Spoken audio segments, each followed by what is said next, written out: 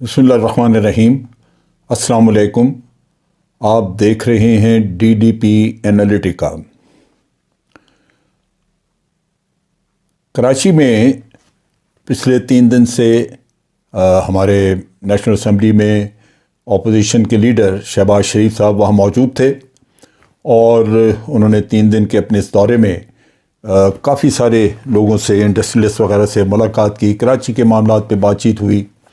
اس کے علاوہ اور بھی انہوں نے کافی سارے وہاں پہ بات چیت کی، لیکن ایک چیز جو بہت اہم انہوں نے بات کی وہ تھی کہ انہوں نے قومی حکومت کا تصور دیا۔ انہوں نے کہا کہ پاکستان کے مسائل کو حل کرنے کے لیے ایک قومی حکومت کی ضرورت ہے۔ سالہ سال سے ہمارے سیاسی ماحول آلودہ ہے اس وجہ سے کہ آپس میں دشمنیاں، قومی مفادات ایک طرف اور ذاتی مفادات جو ہیں وہ ترجیح لیتے ہیں۔ پارٹی سے وفاداری ترجیح لیتی ہے، ملک سے پر وفاداری پیچھے، اور پارٹی کی وفاداری یا پارٹی کے لیڈر سے وفاداری آگے۔ نتیجہ یہ ہے کہ جب آپ کی وفاداریاں، آپ کی سوچ، آپ کے اپنے مفادات حاوی ہوں تو ملک اور قوم کے بارے میں سوچنا بڑا مشکل ہو جاتا ہے۔ میرے لیے یہ تھوڑی حیرانگی کی اور تھوڑے مجھے عجیب لگا، کیونکہ یہ ایک قومی معاملے کو سنبھالنے اور اس کو سلجھانے کے لیے ایک کوشش ہے۔ کس حد تک وہ اس میں مخلص ہیں یہ تو وقت بتائے گا، لیکن اس ماحول میں جہاں پہ کہ ہر وقت حکومت کو گرانے کی باتیں، حکومت کو مزہ چکھانے کی باتیں، اور پھر لڑائی اور الزام تراشیاں، یہ اس نے ملک کا بڑا نقصان کیا ہے۔ میں نے دیکھا ہے کہ ہماری پارلیمنٹ میں قومی ایشوز کے اوپر بات بہت ہی کم ہوئی ہے، لیجسلیشن بھی کم ہوئی ہے، زیادہ تر فسادات ہوئے ہیں، ایک دوسرے کے اوپر نعرے بازی اور واک آؤٹ، اور پھر اس کے بعد آپ کہہ لیجئے کہ پارلیمنٹ کے اجلاس ہی ختم ہو جاتے رہے ہیں۔ یہ بڑا میں سمجھتا ہوں ایک المیہ تھا ہمارے سیاسی ماحول کے لیے۔ اب اس دشمنی کے ماحول میں شہباز شریف صاحب نے پہلے بھی ایک دفعہ بڑی اچھی تجویز دی تھی، اور انہوں نے اپنی تقریر میں جو کہ نیشنل اسمبلی میں انہوں نے کی تھی، اس میں انہوں نے کہا تھا کہ ہمیں بیٹھ کے ایک میثاق معیشت بنا لینا چاہیے۔ یہ بڑی اچھی تجویز تھی۔ ہمارا پاکستان کا جو آج پاکستان کے جو مسائل ہیں بہت سارے، ان میں معیشت سب سے بڑا مسئلہ ہے، اور معیشت مجھے کم از کم سدھرتی ہوئی نظر نہیں آتی۔ میں اکانومسٹ نہیں ہوں، لیکن اس کے باوجود جو فگرز میں دیکھتا ہوں، جو پڑھتا ہوں، وہ مجھے نظر آتا ہے کہ وہ بڑا مشکل ہے کہ اس کو سنبھالا جا سکے۔ اس کے لیے غالباً لازماً سخت فیصلے کرنے ہوں گے۔ جو معیشت کے مسائل ہیں وہ سامنے آپ کے، مہنگائی بڑھ رہی ہے اس لیے کہ جہاں پہ کھانے پینے کی اشیاء مہنگی ہوتی ہیں وہاں حکومت، ویلفیئر حکومتیں ہوتی ہیں، اور وہ آپ کو بہت سارا وہ سبسڈیز دیتی ہیں چیزوں کو سستا کرنے کے لیے، اپنی طرف سے امدادی قیمتیں مقرر کرتی ہیں، جس کے نتیجے میں عوام کو سکون ملتا ہے، ان کے خرچ اخراجات جو ہیں وہ کنٹرول ہو جاتے ہیں۔ لیکن یہاں چونکہ معیشت میں جان نہیں تو سبسڈیز بھی نہیں ہیں۔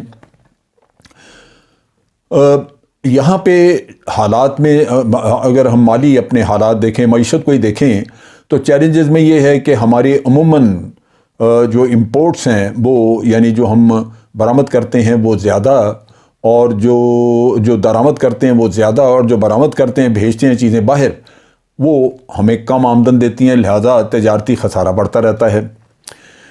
انڈسٹریلائزیشن نہیں ہو سکی، جس سے ہماری ایکسپورٹ لمیٹڈ ہیں، آمدن ملک کی تھوڑی ہے، وہ آمدن بڑھنی چاہیے، آمدن نہیں بڑھے گی تو آپ باقی کیا کریں گے؟ لیکن اخراجات پورے کرنے کے لیے آپ قرضے پہ قرضہ لیتے جاتے ہیں، جس میں بیرونی قرضے بھی ہیں، آپ کے اندرونی قرضے بھی ہیں۔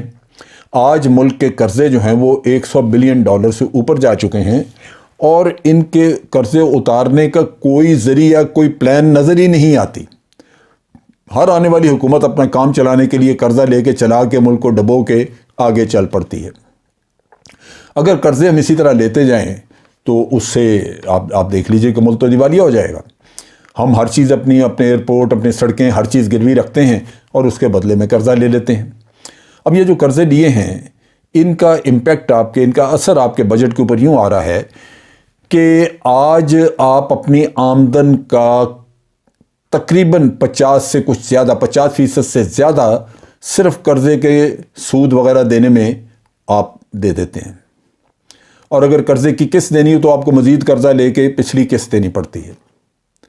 پھر اگر آپ کی آدھی آمدن یوں چلے گئی اور قرضہ بھی آگے سے لے کے آپ نے کوئی قسط ادا کی تو قرضہ بھی بڑھا، تو باقی اخراجات کیسے پورے ہوں گے؟ آپ نے ڈیولپمنٹ ورک بھی آپ نے کرنے ہیں، آپ نے ملک کے دفاع کا بجٹ بھی بنانا ہے، آپ نے اس کے علاوہ جو بہت بڑے بڑے آپ کے ذمہ خرچے ہیں وہ یہ ہے کہ آپ کے کئی ادارے خسارے میں ہیں، جن کا جو خسارہ ہے وہ ہر روز بڑھتا جا رہا ہے۔ پی آئی اے لے لیں، اس میں ریلویز لے لیں، اسٹیل مل پڑی ہوئی ہے، بڑے بڑے ادارے ہیں لیکن ان کا خسارہ بڑھتا جا رہا ہے۔ اسی طرح آپ دیکھیں کہ یہ جو بجلی کا مسئلہ ہے اس میں سرکولر ڈیٹ، وہ خدا جانے اس قدر خراب ایگریمنٹس کیوں کیے گئے جن کی وجہ سے آپ بجلی نہ بھی لیں تو پیسے دینے پڑتے ہیں آپ کو۔ نتیجہ یہ کہ آپ کا وہ سرکولر ڈیٹ جو گردشی قرضہ جیسے یہ کہتے ہیں وہ بڑھتا جا رہا ہے۔ اب اگر پیسے آپ کما نہیں رہے اور یہ ملک ایسا ہے کہ یہاں پہ 22 کروڑ کی آبادی میں سارے 16-17 لاکھ لوگ ہیں جو ٹیکس دیتے ہیں، اور ٹیکس بھی آپ نہ دیں تو ملک چلے گا کیسے؟ ٹیکس کا کلچر بنانا ہے۔ چنانچہ ان چیزوں کے لیے، ان کاموں کے لیے تھوڑے سخت فیصلے کرنے ہوتے ہیں۔ جب ایک پارٹی کی حکومت ہوتی ہے تو ہم ایک فیصلہ کرتے ہیں کہ جناب تاجروں کا کاروبار جو ہے اس کو ہم ٹیکس نیٹ میں لے کے آئیں گے، ان کا یہ طریقہ ہوگا، وہ اس طرح ڈکلیئر کریں گے، وہ لوگوں کے آئی ڈی کارڈ کے نمبر نوٹ کریں گے۔ وہ تاجر جو ہے وہ آ کے ہڑتال کرتے ہیں، اپوزیشن ان کے ساتھ کھڑی ہو جاتی ہے۔ انڈسٹریلسٹ کو چیک کرنے کی کوشش کرتے ہیں، وہ انڈسٹری بند کر کے آپ کو بلیک میل کرنا شروع کر دیتے ہیں، آپ کی اپوزیشن اس کے ساتھ کھڑی ہو جاتی ہے۔ وہ کوئی بھی opposition who, P T I اپنے دور میں وہ کھڑی، اور جب اپوزیشن تھی تو وہ اسی طرح کرتی رہی۔ نتیجہ یہ ہے کہ حکومتیں ڈرتی ہیں کہ وہ کچھ سخت قدم لیں، جبکہ ان قرضوں کو اتارنا تو اسی قوم کی ذمہ داری ہے۔ جب آپ نے اتارنے ہیں تو کوئی نہ کوئی تو سخت اقدامات آپ کو لینے پڑیں گے۔ جن سخت اقدامات کی بنیاد پہ آپ قرضے اتارتے ہیں وہ حقیقتاً آپ کے لیے ایک روح بخش چیز ہے، اس لحاظ سے کہ جب بھی قرضہ اترا آپ کی آئندہ آنے والی نسلیں جو ہیں وہ قرضے سے پاک ہوں گی۔ کسی بھی گھر پہ، کسی بھی شخص پہ اگر قرضہ چڑھا ہو، کبھی وہ بے فکری کی زندگی گزار سکتا ہے؟ قرض جنہوں نے دیا ہے وہ بھی آ کے اپنی رقموں کے تقاضے کریں تو آپ کی عزت جاتی ہے، اور اس کے علاوہ قرض اتارنا ہے تو پھر آپ کو ہر دفعہ اپنا پیٹ کاٹنا پڑتا ہے۔ تو ان چیزوں کو اگر آپ سامنے رکھیں تو قرض اتارنا میں سمجھتا ہوں آپ کا اولین فرض ہونا چاہیے، تاکہ آپ قرضوں سے نجات حاصل کر سکیں۔ اور کسی بھی ملک کی فورن پالیسی کبھی بھی آزاد نہیں ہوگی اگر ان کی اکانومی آزاد نہ ہو، اور اکانومی آزاد تب ہوگی جب آپ اپنے آپ پہ، اپنی کمائی پہ جی رہے ہوں گے اور قرضے آپ لینا بند کر دیں گے۔ قرضے جو آپ کو دیتے ہیں وہ آپ سے اپنی شرائط منواتے ہیں، اس میں شرائط میں پھر آپ کی فورن پالیسی بھی جاتی ہے، آپ کے لوگوں کا جو ڈیولپمنٹ ہے، عوام کی زندگی کا معیار وغیرہ، وہ بھی آپ کو پھر قربان کرنا پڑتا ہے، اور اس میں پھر بڑی دشواریاں آتی ہیں، قوم جو ہے وہ بہت نقصان اٹھاتی ہے۔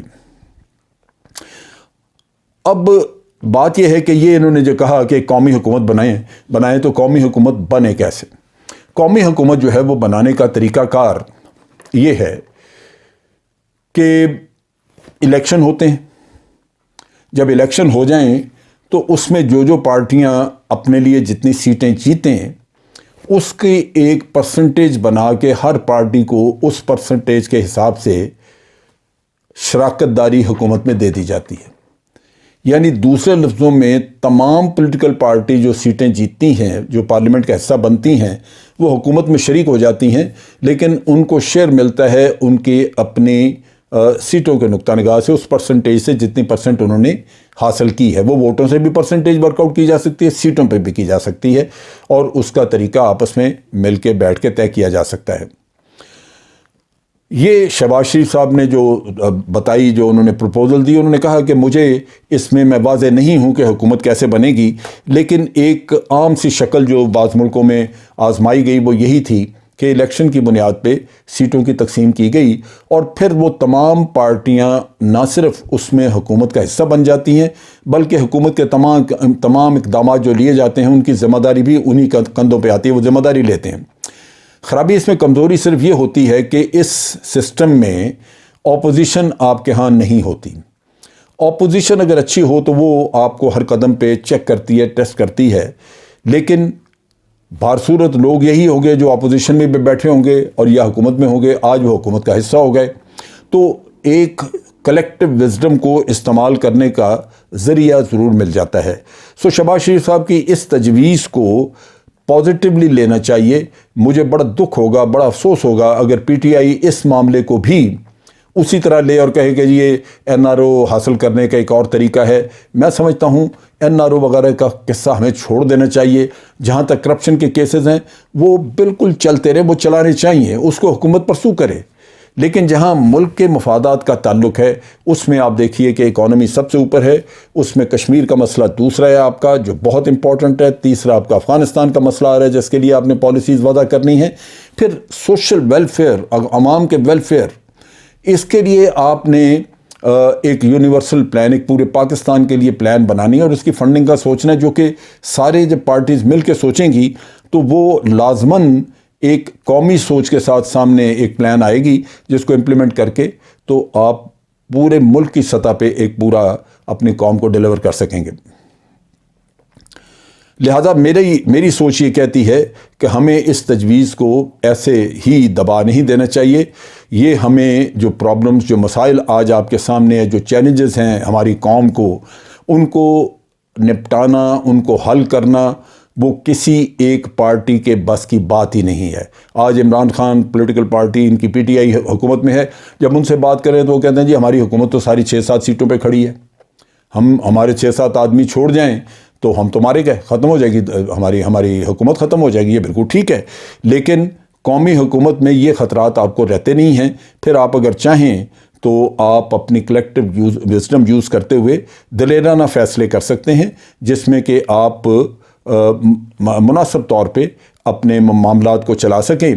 اچھا، ان چیزوں میں بعض لوگ آپ کو اس آئیڈیا پہ کبھی بھی نہیں آنے دیں گے، مثلا مولانا فضل الرحمان، ان کی ہمیشہ پالیسی رہی ہے تہس نہس کی، لہذا وہ آپ کو اس فیلڈ میں، اس کام میں آپ کو اس طرح کے جو لوگ ہیں جو 2-2 3-3 آدمیوں کے سیٹوں کی پارٹیاں ہیں وہ آپ کو اپوز کریں گی، آپ کے لیے مسائل پیدا کریں گی، لیکن میرا خیال ہے کہ ان کو قائل کرنا چاہیے ساری پولیٹیکل پارٹیز کو مل کے، اور ان سے پوچھنا چاہیے، مولانا سے مثلا سوال کرنا چاہیے کہ مولانا آپ یہ بتائیے کہ کبھی پوری سیاسی زندگی میں آپ نے پاکستان کی بھلائی کا کوئی کام کیا ہے؟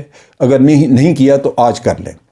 مولانا کے منہ سے ہم نے کبھی پاکستان زندہ باد کا نعرہ نہیں سنا، مولانا کے منہ سے ہم نے کبھی قائد اعظم کے مزار پہ جا کے ان کو فاتحہ پڑھتے نہیں دیکھا، تو مولانا کو کبھی تو پاکستان کے مفاد کی بات کرنی ہوگی اگر پاکستان کی سیاست میں انہوں نے زندہ رہنا ہے۔ لہذا اسی جیسے اور بھی جو حضرات ہیں ان کو ہمیں میں سمجھتا ہوں کہ اس معاملے میں شامل کرنا چاہیے اور اس سے فائدہ اٹھانا چاہیے۔ میرا اپنی سوچ اور اندازہ ہے کہ یہ ایک اچھی تجویز ہے جس سے ضرور اس پہ غور و خوض کرنا چاہیے، اور اس کی کوشش ہماری یہ ہونی چاہیے کہ قومی مفاد میں اس تجویز کو پوری طرح جائزہ لے کے امپلیمنٹ کیا جائے۔ آج کے لیے اتنا ہی۔ افواج پاکستان زندہ باد، پاکستان پائندہ باد۔